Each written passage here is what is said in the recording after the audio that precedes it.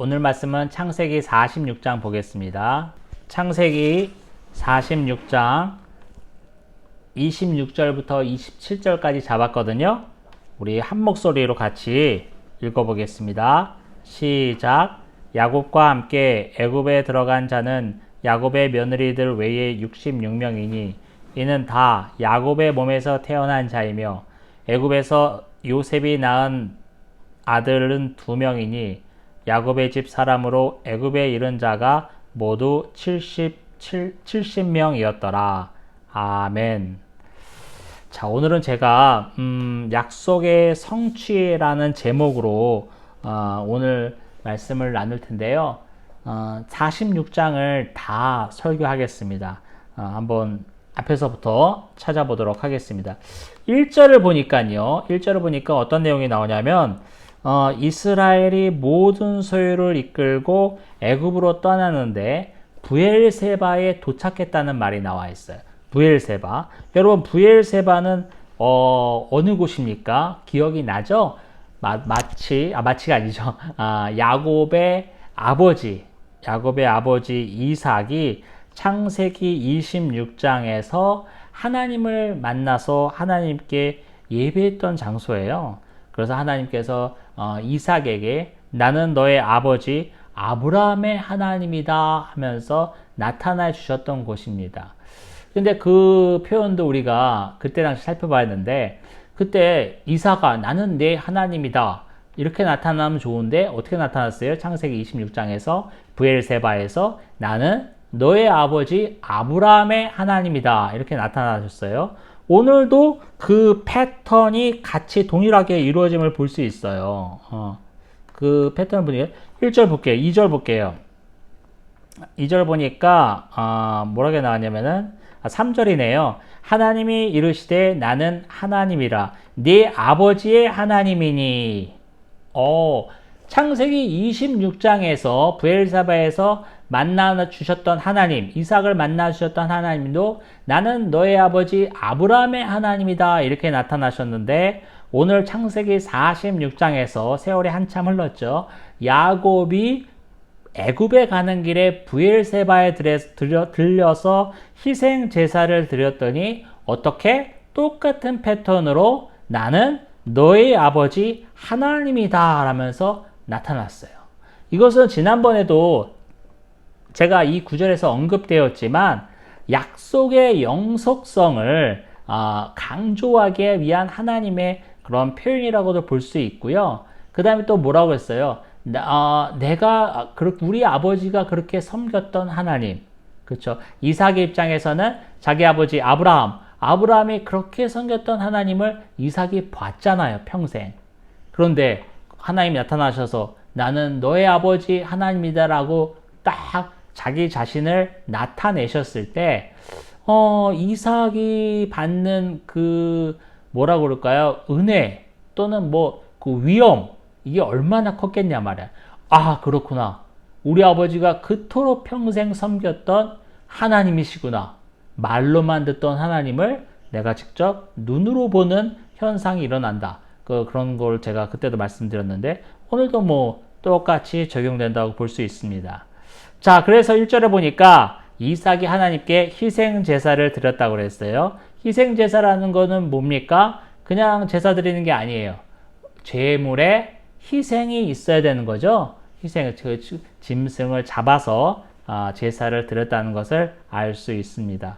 그랬더니만 그날 밤에 하나님께서 이제 이스라엘에게, 야곱이죠. 이스라엘에게 나타나셨어요. 그래서 야곱아 그걸 부르시면서 아까 3절 살펴봤던 내용을 그대로 말씀하시는데, 나는 하나님이라 네 아버지의 하나님이니 애굽으로 내려가기를 두려워하지 말라. 내가 거기서 너로 큰 민족을 이루게 하리라. 계속 4절에서 이어집니다. 내가 너와 함께 애굽으로 내려가겠고 반드시 너를 인도하여 다시 올라올 것이며 요셉이 그의 손으로 네 눈을 감기리라 하셨더라. 와, 브엘세바에 들러서 하나님께 희생 제사를 드렸더니만 하나님이 그날 밤중에 이상으로 나타나셨어요. 야곱에게 나타나셔서 하신 얘기가 우리가 조목조목 따져볼 필요가 있습니다. 첫 번째 뭐냐면요. 애굽으로 내려가기를 두려워하지 말라 하고 안심을 시킵니다. 그러면서 내가 거기서 너로 큰 민족을 이루게 하리라라고 야곱에게 하나님께서 축복하시는 거예요. 큰 민족을 이루게 하리라. 이 축복의 내용은요. 우리가 언제부터 살펴보았죠? 창세기 2장에서부터 살펴보았어요. 하나님께서 천지를 다 창조하신 후에 아담을 만드시고 아담에게 축복하신 내용이 뭡니까? 생육하고 번성하라. 땅에 충만하라. 이걸 축복하셨잖아요. 이 축복의 내용이 누구에게 연결되었죠? 노아에게 연결되었고요. 그 이후에는 아브라함에게 연결되었고, 그 아브라함이 창세기 12장에서도 가나안을 떠났을 때 네가 가나안으로 가면 네 씨가 번성하게 되리니 하늘의 별과 같이 바다의 모래같이 커지겠다라는 동일한 축복의 내용을 아브라함이 받았잖아요. 그 아브라함의 축복의 내용을 또 누가 받는 거예요? 아브라함의 손자격이 되는 야곱이 지금 받는 거예요. 증손자네. 죄송합니다. 증손자격이 되는 야곱이 지금 받게 되는 겁니다. 이걸 통해서 우리가 알 수 있는 것은 뭐냐면 하나님의 약속이 땅에 떨어진다? 아니죠. 세대를 거슬러 약속의 자녀들에게 세대에 거슬러 계속 진행된다는 걸 볼 수 있어요. 오늘 말씀의 제목을 제가 약속의 성취라고 했잖아요. 제가 부제목은 안 썼는데 부제목은 뭐냐면요. 늘어난 야곱의 가족입니다. 그건 제가 좀 더 설명을 나가면서 그 제목을 또 이야기할게요. 야곱에게도 그 하나님의 축복, 아담과 노아와 아브라함이 받았던 번성하게 되리라는 큰 민족을 이루게 되리라는 축복이 야곱에게까지 계속 이어지고 있음을 우리가 살필 수가 있어요. 이게 중요한 내용입니다.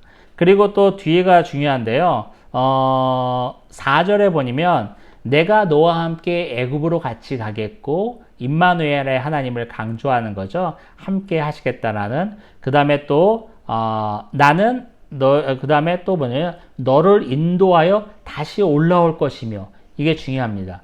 이거 뭐죠?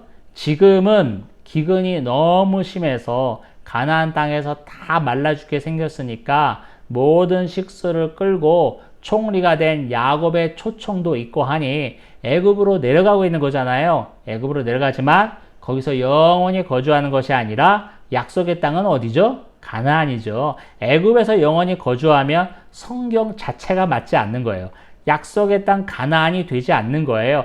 약속의 땅이 뭐가 되는 거지? 애굽이 되는 거니까 그 말이 되지 않죠. 다시 올라오겠다는 거예요. 다시 올라오겠다. 다시 가나안으로 돌아오겠다는 거죠. 이게 뭐예요? 하나님의 신실하심이에요. 하나님의 섭리입니다. 하나님은 분명히 가나안 땅에 거주하라고 명령하셨기 때문에 지금은 기근을 피해서 애굽으로 내려가지만 거기서 영원히 사는 것이 아니라 다시 너를 가나안 땅으로 올라오게 하겠다라는 것을 지금 하나님께서 선포하고 계십니다. 그리고 더 중요한 말씀이 있어요. 끝에 보니까 4절 끝에 보니까 요셉이 그의 손으로 네 눈을 감기리라. 이거 뭐죠? 이게 쉽게 말하면 요셉이 너의 임종을 맡게 될 것이다, 이런 말이죠. 자, 이거에는 정말 중요한 의미가 있는데 첫 번째 의미가 뭐냐면 요셉은 어떤 아들입니까? 야곱에게는 12명이 되는 아들이 있었지만 유일하게 사랑했던 아내 라헬이 낳은 첫 번째 아들로서 요셉을 너무너무 사랑했어요. 정말 우리가 눈에 넣어도 아프지 않겠다라는 표현이 있는데 그 표현이 딱 적용될 정도로 정말 사랑했어요. 정말 끔찍하게 사랑했죠. 그래서 형제들보다 그를 편애하고 그 편애 때문에 가정에 불화가 생기고 분열이 생기고 결국에는 형들의 시기 질투를 통해서 요셉이 팔려가는 꼴이 되었지만 그토록 사랑했던 아들 요셉, 그런데 지금은 어떻게 됐죠? 죽은 줄만 알았어요. 죽은 줄만 알았는데 지금 여차여차해서 지금 여기까지 스토리가 이어오면서 아니다, 죽지 않았다. 애굽의 총리가 되었다라는 보고를 아들들로 통해서 받았잖아요. 죽은 줄만 알았던, 그토록 사랑했던, 꿈에도 잊지 못하고 있던 아들 요셉의 손에 눈이 감긴다라는 말은 아비로서 야곱에게는 엄청난 위안이 되고 엄청난 행복감을 주는 말입니다.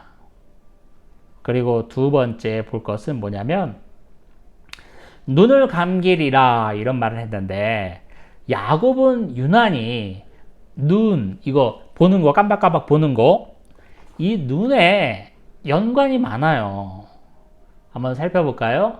첫 번째, 늙은 아버지 이삭이 너무 늙어서 눈이 멀게 되자 눈먼 아버지를 속여서 형의 장자권을 뺏었습니다. 그렇죠? 그리고 여차여차해서 이제 세월이 흘러 외삼촌 라반의 집에까지 들어가서 장가를 가게 되는데, 그가 사랑했던 여인은 라헬이었지만 정작 첫날 밤을 보낸 여인이 누구였어요? 레아였어요. 레아인데, 레아를 표현하면서 성경이 말하기를 레아는 시력이 약했다라는 표현이 있습니다. 눈먼 아버지를 속여서 장자권을 뺏었던 야곱은 눈이 약한, 시력이 약한 첫 번째 부인을 얻게 됩니다. 그랬더니만 어떻게 되는 겁니까? 마지막 임종의 순간에는 그래도 자기가 그토록 사랑했던 아들 요셉에 의해서 눈이 감긴다라는 하나님의 축복의 메시지를 지금 받는 거예요. 자, 그리고 이제 브엘세바를 떠나서 거기서부터는 우리가 전장에서 살펴보았죠.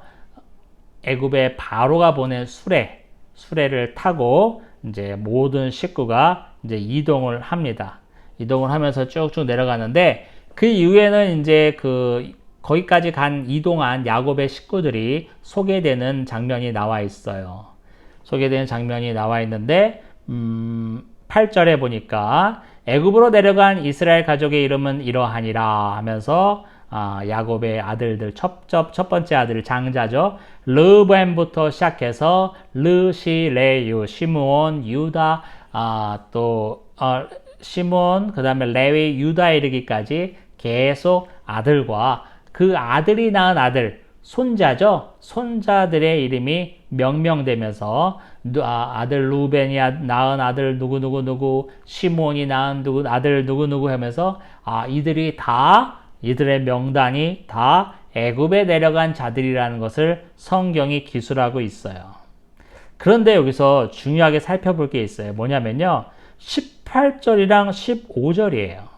18절 읽어볼까요? 18절 보니까 이들은 라반이 그의 딸 레아에게 준 실바가 야곱에게 낳은 자손들이니 모두 16명이라 하면서 소개하는데, 여러분, 야곱에게는 아내가 4명 있었죠. 레아와 라헬 말고도 그들의 여종들도 아내로 삼았으니까 그 여종들이 낳은 아들들도 쭈룩 있는 거잖아요. 우리가 다 알고 있는 내용입니다. 그런데 오늘 유독 유난한 것은 지금 성경에서는요, 뭐라고 하냐면 그냥 첩이 낳은 실바가 낳은 아들 이렇게 표현하면 될 텐데, 18절 보니까 뭐라고 그랬어요? 라반이 그의 딸 레아에게 준 실바에게서 난 아들. 그냥 실바에게서 난 아들 이러면 좋은데, 지금 한참 만에 누가 등장했습니까? 외삼촌 라반이 등장했어요. 장인이자 외삼촌 되는 라반의 이름이 등장했습니다. 25절도 마찬가지예요. 라반이 그의 딸 라헬에게 준 빌하가 야곱에게서 난 아들 하면서 라반이 등장했단 말이에요. 라반이 아주 한참 전에 등장하고 지금 오랜만에 등장하는데, 이 라반의 등장이 뭘 의미할까도 되게 중요합니다.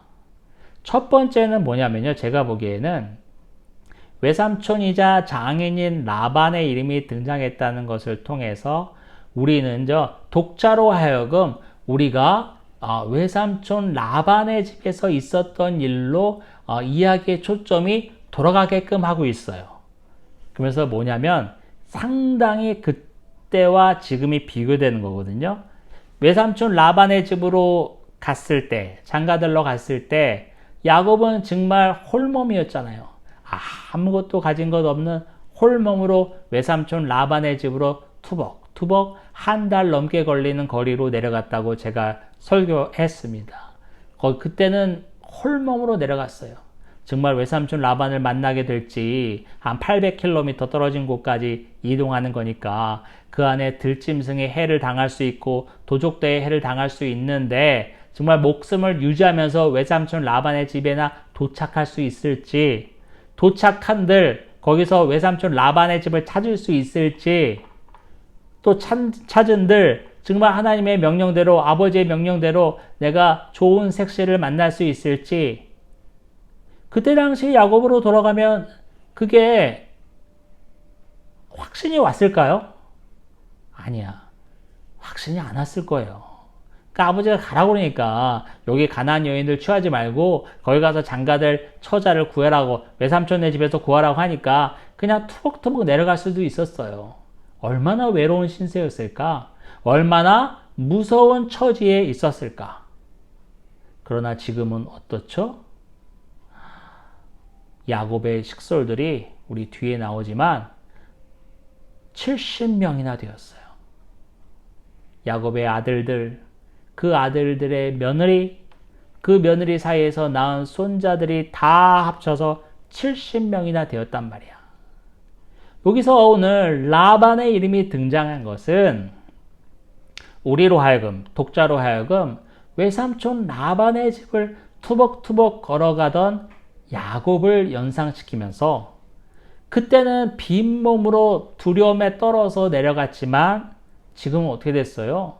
많은 식솔들을 이끌고 또 많은 거부가 되어서 많은 육축들을 거느리고, 지금 그때 당시에는 뚜벅뚜벅 갔지만 지금은 총리가 된 아들 요셉의 초청으로 정말 행복한 이주를 하고 있는 거잖아요. 그런 배경을 비교하게끔 만듭니다. 그게 되게 중요해요. 그리고 두 번째, 외삼촌 라반의 이름이 갑자기 나온 것은 또 어떤 걸 연상시키냐면, 여차여차해서 20년 동안 그 집에서 월급도 못 받은 채 종살이 하면서 이제 아내들을 얻고 자식을 쭉 낳으면서 결국에는 야곱이 모든 식소를 이끌고 외삼촌 라반이 양을 치러 간 사이에 도망치잖아요. 야반 도주를 하잖아요. 그렇게 외삼촌이 무서워서 벌벌벌 떨면서, 자신들도 지금 식솔들이 늘었는데 벌벌벌 떨면서 홀래 도망쳐 나오던 야곱의 신세가 지금 어떻게 됐죠? 아까 잠깐 언급했지만 대제국 애굽의 총리가 된 아들의 정식 초청, 그것도 보통 초청입니까? 애굽의 바로가 수레까지 내어주면서 어르신들을 모셔오게, 식구들을 모셔오게 하면서 전용기까지 내어주면서 정말 금이 환영, 금이 환영은 아니네, 거기 고향이 아니니까 정말 영광스러운 모습으로 이주를 하게 되는 거잖아요. 외삼촌 라반의 집에서는 무서워서 벌벌벌 떨면서 도망치듯이 야반 도주했는데, 그런 처지였는데 지금은 어떻다고요? 영광스러운 모습으로 모든 식서를 이끌고 애굽으로 이주하는 모습. 이 상반된 장면을 우리가 비교할 수 있게끔 실마리를 제공하는 것이 바로 외삼촌 라반의 장인 라반의 등장이라고 볼 수 있습니다. 그러면서 이제 정말 이제 그들의 거기까지 내려간 명단이 쭈르르륵 나와요. 쭉 나오는데 오늘 본문이죠. 오늘 본문인데요. 오늘 보니까 야곱이 함께 애굽에 들어간 자는 야곱의 며느리들 외에 66명이니 이는 다 야곱의 몸에서 태어난 자라. 자, 첫 번째, 야곱의 몸에서 애굽으로 태어난 자 중에 애굽으로 함께 들어간 자는 66명이에요. 66명인데, 그런데 여러분, 요셉이 또 낳은 아들이 있잖아요. 2명. 그거 하고 또 저기 뭐야 그 각각 처들 해가지고 4명이 플러스 되면서 어떻게 된 거예요? 모두 70명이 되었다라고 나와 있습니다. 자, 그러면서 이제 야곱의 모든 식구들이 안전하게 애굽 땅에 들어가는데 중요한 게 있어요. 28절을 볼게요. 야곱이 유다를 요셉에게 미리 보내어 자기를 고센으로 인도하게 하고 다 고센 땅에 이르니, 여기서 중요한 게 나온 게 뭐냐면 야곱이 유다를 먼저 요셉에게 보냈다는 거예요. 이거는 많이 기억나십니까, 여러분? 야곱이 형 에서를 만나러 갈 때도 두려움에 벌벌벌 떨면서 형 에서가 갑자기 우리 모두를 칠 줄 모르니까 그 떼를 2떼로 나누고 예물을 잔뜩 실은 떼를 먼저 보냈잖아요. 왜 보냈죠? 형 에서가 이 예물을 보고서라도 마음을 돌이켜서 그렇다. 저것도 내 고륙이고 친동생인데 칠 필요는 없다 하면서 마음이 풀리기를 원하는 마음에서 먼저 예물을 먼저 보냈잖아요. 그랬던 야곱이 오늘은 누굴 먼저 보내요? 유다를 먼저 보냅니다. 비슷한 패턴입니다. 그런데 중요한 게 있어요. 그 이후에 유다는 화자로 등장하지 않아요. 말을 하지 않는다는 거예요. 오늘 본문에서 보면 그거는 좀 특별한 겁니다. 자, 그래서 이제 야곱의 모든 식솔들이 70명이나 되는 식솔들이 다 애굽에 도착했어요. 도착해서 이제 야곱이 누구를 만납니까? 드디어 요셉을 만나게 됩니다. 29절이에요. 요셉이 그의 수레를 갖추고 고센으로 올라가서 아버지가 고센에 있으니까 아버지 이스라엘을 맞으며 그에게 보이고 그의 목을 어긋맞춰 안고 얼마 동안 울 때에 정말 목을 끌어안고 엉엉 우는 거예요. 아버지, 저 요셉입니다. 그러면 아니 네가 바로 요셉이냐? 네가 증령 요셉이냐? 내 아들 요셉이 맞냐? 얼굴 한번 다시 보자. 얼굴 한번 다시 보자. 만나보자. 이랬을 거 아니에요. 엉엉 우는 거지 뭐. 이상가족 찾기보다 더한 거지. 막 엉엉 우는 거예요. 자, 그러면서 야곱이 한 말이 뭐냐면 30절에 이스라엘이 요셉에게 이르되 내가 지금까지 살아있고 내가 네 얼굴을 보았으니 지금 죽어도 족하도다. 얼마나 좋으면 이런 말을 했을까요? 우리 어르신들도 그런 말 해요. 아유, 지금 죽어도 여한이 없다. 엄마는 여한이 없다. 이런 말 많이 하잖아요. 그러면 그 지금 죽겠다는 말이에요? 무슨 말이에요? 그런 말이 아니잖아요. 너무 좋다라는 말이잖아요. 너무 행복하다는 말이잖아요. 야곱이 너무 행복합니다. 죽은 줄만 알았던 내 아들 요셉 살아 있었어요. 그리고 애굽의 총리까지 되어 있었어요. 얼마나 감격했을까요? 말로 다 할 수가 없죠. 자, 그러면서 이제 그 30절을 보니까 요 야곱이 하는 말이에요. 내가 네 얼굴을 보았으니 지금 죽어도 뭐 족하도다. 내가 네 얼굴을 보았으니, 야곱이 네 얼굴, 요셉의 얼굴을 보았으니 지금 죽어도 족하도다 했는데, 야곱은요 하나님의 얼굴을 본 사람이에요. 그렇죠? 하나님의 얼굴을 보았다고 해서 분이엘이라는 이름까지 그 땅의 이름이 명명되었잖아요. 자, 하나님의 얼굴을 본 자는 사실은 죽어야 합니다. 그렇죠? 죽어야 하는데 야곱은 죽지 않았어요. 그렇죠? 분이엘을 만들었잖아요. 그런데 오늘 야곱은 요셉의 얼굴을 보고 하는 말은 죽어도 원이 없다고 합니다. 금방 죽을 것처럼 죽어도 원이 없다 이런 말하지만 실제로는 야곱이 요셉을 만난 후 지금 시점부터 17년을 더 살다가 눈을 감게 됩니다. 자, 이렇게 감격의 만남이 이루어지고요. 이제 요셉이 이제 형들과 아버지에게 이제 큰 부탁을 하는데 무슨 부탁을 하냐면은 한번 읽어볼까요? 31절부터요.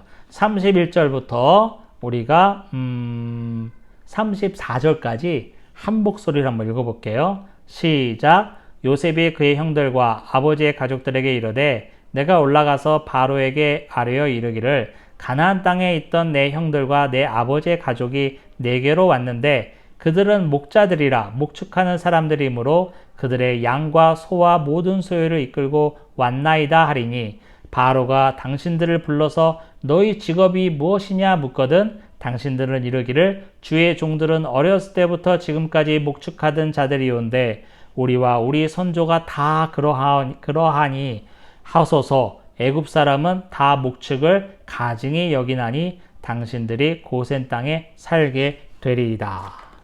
자, 무슨 말 하냐면은 형들을 앉혀놓고 이제 얘기를 하는데 가족들을 앉혀놓고 얘기하는데 뭐냐면 바로를 만날 거 아니에요. 총리의 가족들이 왔으니까. 그리고 또 바로의 정시 초청을 받았잖아요. 수레도 내어주고 이제 바로 앞에 나갈 텐데 거기에서 이제 바로가 당신들은 무엇을 하는 사람입니까? 라고 물으면요 뭐라고 대답하라고 하냐면은 나는 목축하는 사람입니다 라고 대답하라는 거예요. 목축하는 사람입니다 대답하라는 거예요. 아니 목축하는 사람이다 대답하는 게 뭐가 중요한지 좀 의구심이 들어요. 오늘 보면 나와 있죠 뒤에. 왜냐면 애굽 사람들이 뭐예요? 목축하는 사람을 가증히 여겨요. 천대한단 말이야. 목축 일을 하는 사람을 천대해. 그러니까 이거를 잘 설명할 필요가 있다라는 거예요. 애굽 사람들이 왜 목축하는 사람들을 가증히 여길까? 우리가 전에도 살펴보았지만 이 정도의 뉘앙스가 있었던 본문이 있어요. 뭐냐면 야곱의 아들들이 요셉에게 초청을 받아서 이제 같은 식탁에서 이제 밥을 먹는데 거기서 성경 기자가 말하기를 애굽 사람들은 히브리 사람들과 같이 밥을 먹지 않는다 이런 표현이 있었어요. 아하, 애굽 사람들이 히브리 사람들과 밥을 먹지 않는다라는 성경 구절이 그때 분명히 있었어요. 오늘 설명을 하겠습니다. 여러분 애굽은요 나일강 유역에 위치한 나라잖아요.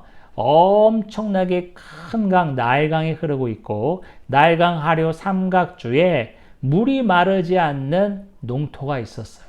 기름진 농토가 있었어요. 물론 1년에 한 번씩 이제 뭐 범람하기 때문에 큰 문제가 있긴 했지만 그 범람하면서 땅이 소실되고 땅을 만들고 이러다 보니까 나일강의 유역에 이집트 문명의 수학, 기하학, 그 다음에 측량이 발달했잖아요. 아무튼 이집트 사람들은 나일강 유역에서 농업을 하는 사람이었어요. 그런데 이집트는 나일강이라는 큰 강이 있으니까 물이 있으니까 농업을 하는데 이집트를 제외한 그때 당시에 주위의 고대 근동 사회는 다 사막 기후예요. 건조 기후예요. 물이 없어요. 농업을 할 수 있습니까? 못해요. 다 양을 치거나 소를 치거나 다 그러면서 사는 사람들이에요. 그래서 이집트 사람들은 자기 민족과는 달리 목축을 해서 먹고 사는 사람들을 좀 천하게 봤어요. 그런 문헌이 나와 있는데요. 어떤 문헌이 나오냐면요. 제가 그 본 책에 의하면 BC 17세기경에 아시아 지방의 사람인데 이집트 영역에 들어와서 1세기 동안 이집트의 왕으로 이집트 땅을 다스렸던 힉소스라는 왕이 있대요. 힉소스라는 왕이 있는데 그 힉소스라는 왕을 이집트 사람들이 후대에 비아냥거리면서 말하기를 뭐라고 말하냐면 목자왕이라고 부른대요. 뭐 양을 치는 목자왕이라고 부른대요. 1세기 동안 그 땅을 침범해서 다스리는 왕인데 힉소스라는 왕을 목자왕이라고 비아냥거린단 말이야. 이건 뭐예요? 그만큼 이집트를 제외한 그 근동의 모든 지방이 다 양을 치고 소를 치고 사는데 목축업을 아주 천하게 보고 비아냥거리기 때문에 그때 당시에 침범에 들어온 왕을 목자왕이라고 부를 정도로 이집트 사람들은, 애굽 사람들은 목축업을 되게 가증히 여겼어요. 천하게 여겼다는 말이에요. 이런 문화적인 상황을 요셉이 알아 몰라? 알지. 그러니까 형들을 앉혀놓고 아버지를 앉혀놓고 지금 애굽 사람들은 목축업을 이렇게 가증히 여기니까 말을 조심히 해야 되는데 우리는 양을 치는 목축하는 사람인데 우리뿐만 아니라 우리 선조가 다 그랬습니다 라고 정중하게 고하라고 특별 코치를 하고 있는 거예요. 그런데 중요한 게 또 있어요. 뭐냐면 요셉이 형들에게 지금 코치하는 이 패턴도 우리가 어디서 많이 익숙한 패턴이에요. 무슨 패턴이냐면은 출애굽기 12장에서 모세에게 하나님이 말씀하신 게 있어요. 뭐냐면 유월절 유래를 가르치면서 한 말이 뭐냐면 나중에 후손이 이런 게 무슨 일입니까? 라고 묻거든. 이렇게 해서 이렇게 유월절의 규례가 이렇게 생겼다라고 대답하라 라고 하나님이 모세에게 말씀해 주신 게 있거든요. 이 패턴하고 비슷해. 뭐가 비슷하냐면은 미래의 질문을 받을 것을 먼저 알고 이렇게 대답하라고 모범 답안을 제시한 패턴이 같다라는 거예요. 그렇죠. 아직 바로 왕을 만나지 않았잖아요. 곧 만나게 되겠지만 만나게 되면 바로 왕이 당신들은 무엇을 하는 사람이니까 이렇게 질문할 터인데 그때 이렇게 대답하세요라고 요셉이 가르친다는 것은 출애굽기 12장에서 하나님께서 유월절 규례를 딱 설명할 때 네 후손들이 나중에 이런 일이 무슨 일이라고 묻거든 이렇게 대답하라 라고 모세에게 명령해 주신 것과 같은 패턴이라는 거예요. 아주 중요한 또 패턴이 나왔습니다. 자, 오늘 본문은요 여기까지입니다. 여기까지인데 살펴볼 게 있어요. 뭐냐면 신실하신 하나님을 여러분 찬양하길 원합니다. 아까 잠깐 외삼촌 라반이 등장했던 걸 통해서 야곱이 아무것도 없이 빈털터리로 홀몸으로 외삼촌 라반의 집으로 돌아가던 그 장면이 떠오른다 생각했잖아요. 근데 지금은 70명이나 되는 직계 가족을 이끌고 금이 아니라고 했지. 영광스러운 모습으로 애굽 땅으로 이주하게 됩니다. 이게 다 무엇이죠? 하나님의 신실하신 약속이 성취된 거예요.